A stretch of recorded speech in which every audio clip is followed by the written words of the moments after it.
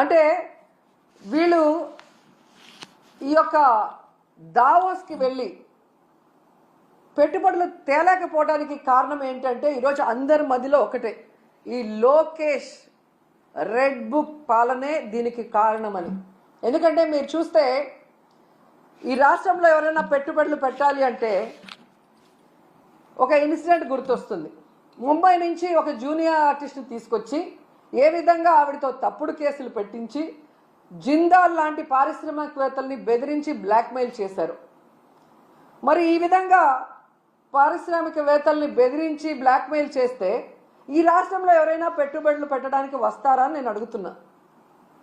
అలాగే ఐపీఎస్ అధికారులు సీనియర్ మోస్ట్లు ఆంజనేయులు గారు, సంజయ్ గారు, ఠానా గారు, విశాల్ గున్ని లాంటి ఐపీఎస్ ఆఫీసర్ల మీద కూడా కక్ష సాధింపుగా కేసులు పెట్టి వేధిస్తే ఈ రాష్ట్రంలో ఎవరైనా పెట్టుబడులు పెట్టడానికి వస్తారా నేను అడుగుతున్నాను.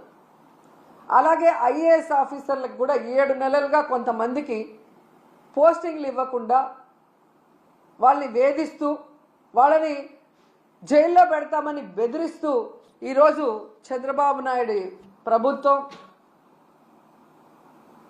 డెసిషన్స్ తీసుకుంటుంటే ఎవరైనా పెట్టుబడులు పెట్టడానికి వస్తారని నేను అడుగుతున్నా.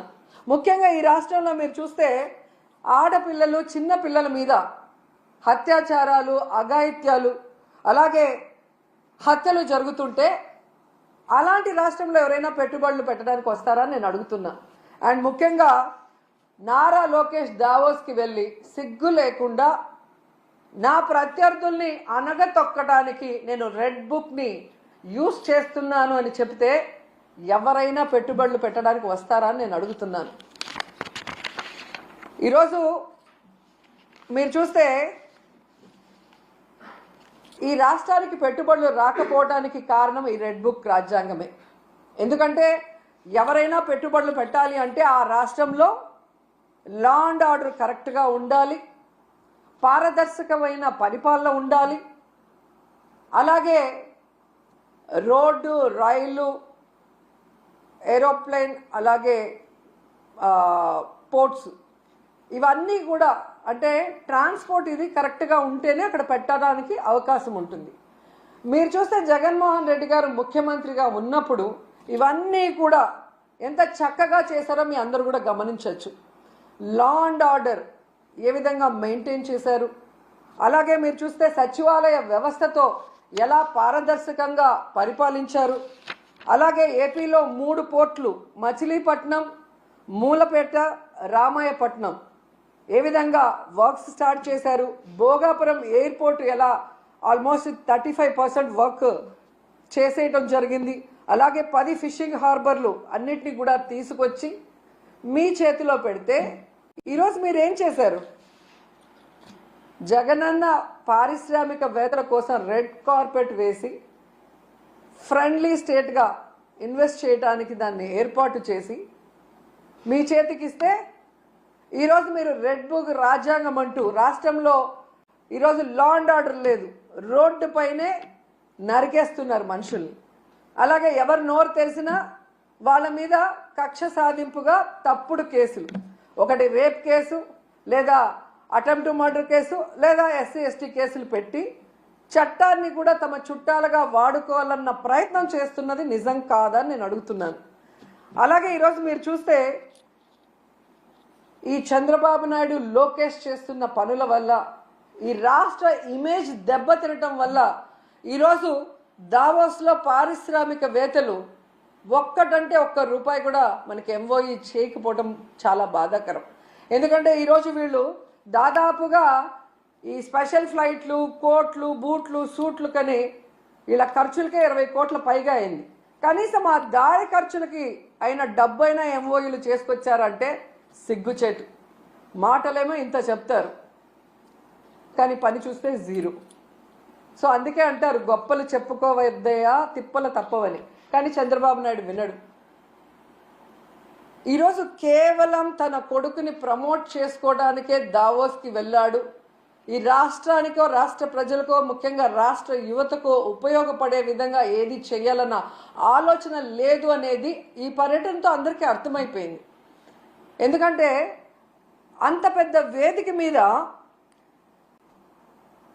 సీఎం చంద్రబాబు నాయుడు గారు మా రాష్ట్ర ఆర్థిక వ్యవస్థ చితికిపోయింది, చాలా పేద రాష్ట్రంగా మేము మిగిలిపోయాం అని అంత పెద్ద వేదిక మీద చెప్తే ఏ పారిశ్రామికవేత్త వచ్చి ఇన్వెస్ట్ చేస్తాడు?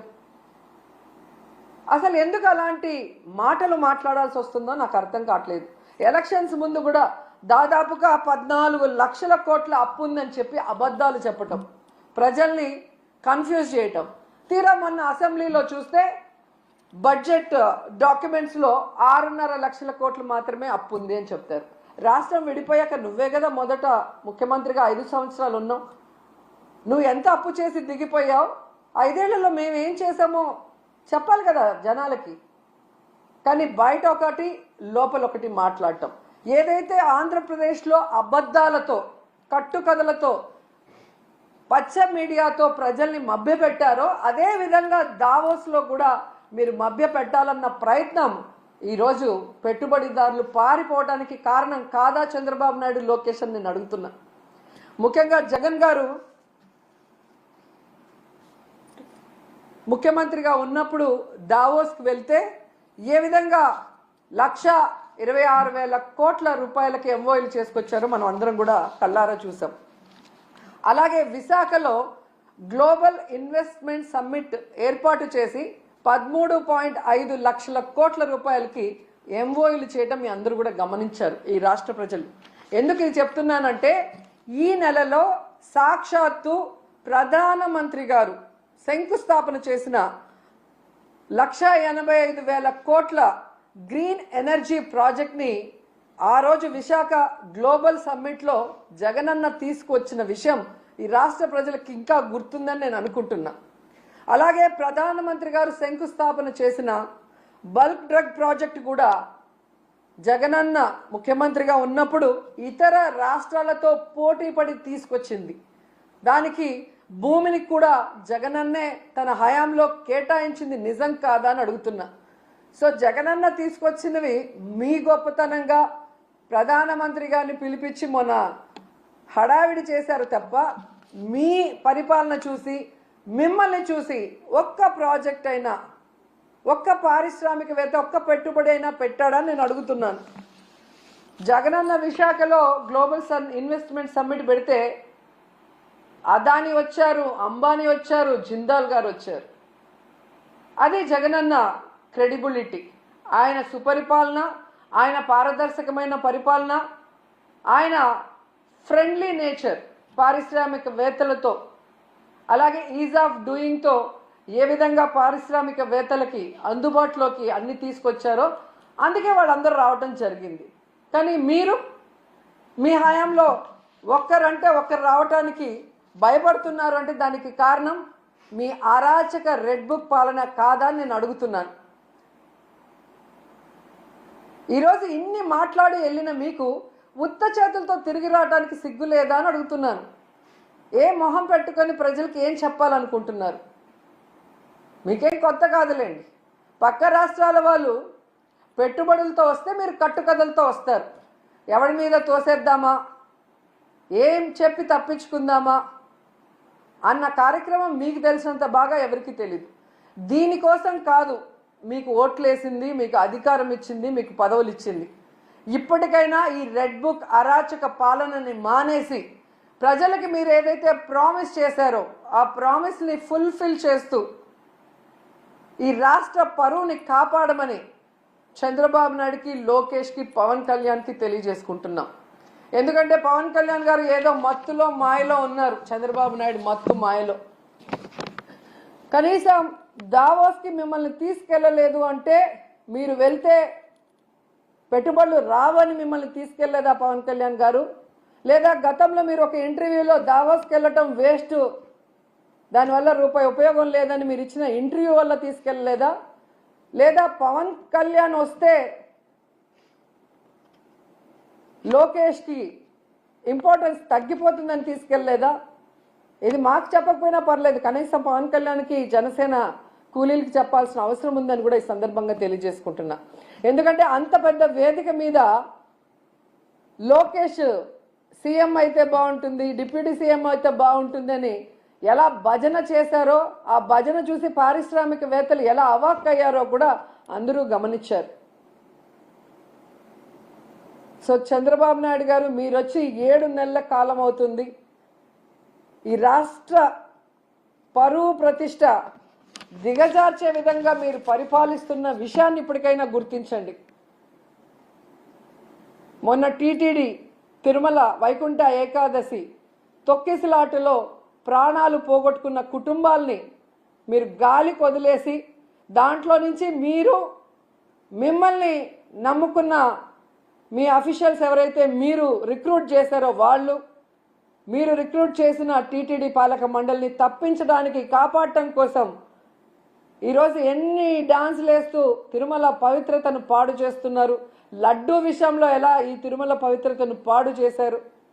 అలాగే మహిళల మీద ఇన్ని అఘాయిత్యాలు, ఇన్ని అత్యాచారాలు, హత్యలు జరుగుతుంటే కూడా మీరు దాన్ని ఎవరి మీద నెట్టాలి, ఏ పార్టీ మీద నెట్టాలన్న ప్రయత్నం చేస్తున్నారే తప్ప వాటికి అడ్డుకట్ట వేయకపోవటం ఈ రాష్ట్ర ప్రజలందరూ కూడా గమనిస్తున్నారు.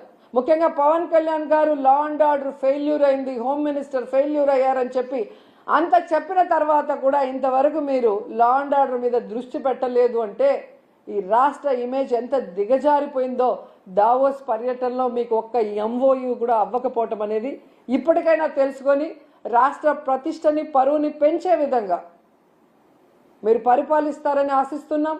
అలాగే ఈ రాష్ట్రంలో తప్పుడు కేసులు, ఈ రాష్ట్రంలో మీకు నచ్చని వాళ్ళ మీద ఏదో రకంగా కక్ష సాధింపు చేయాలి అంటే అది కరెక్ట్ కాదు. ఎందుకంటే ఎప్పటికీ మీరు ఉండరు.